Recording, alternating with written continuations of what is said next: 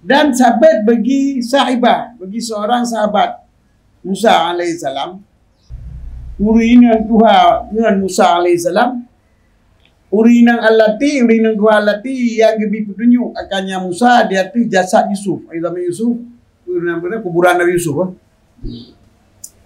Karna ahzama minka. Nah, ikutnya yang dipilih lebih raya, lebih daripada kah? Wa ajzalah dan lebih raya, lebih megah.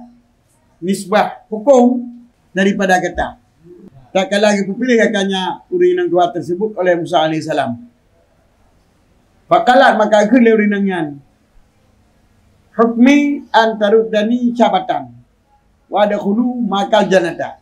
Lu pilih lu tak kembali lu muda lu. Ya, jadi Wah dia kita jangan Nabi Musa kita ibu pilih. Kita ibu pilih kita pilih halong kembali dia kata kembali kalau dia kata doa long biwa muda long dan bulan tambah besar kata surga long. Kamu dah urut akhirat, dunia akhirat pilih. Videonya muda dia akhirat bertemu dengan surga dengan Rasulullah. Ada kau. Ya? Kamu kata ada apa-apa lagi kan? 80 orang nanti kabeh. Ya nak buiwa ke dalam bulu demang. Yang kejadiannya bukan waktu Musa alaihissalam hana gerumpa masih dropun urun tentang pak kubu Nabi Yusuf. Dapat manusia dah. Dapat urun dua tu. Terus sedang urun lun depan. Akhbirini walaki maturidin.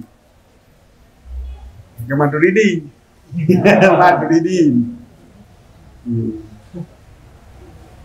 Akhbirini pegah balun.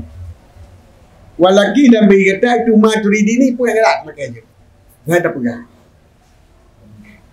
Tujuannya hukmi antar dari jabatan.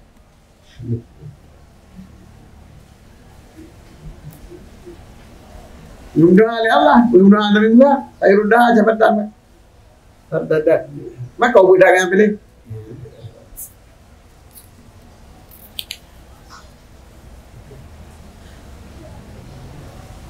Yang cawai Rasulullah, Rasulullah, waktu kami mengaji,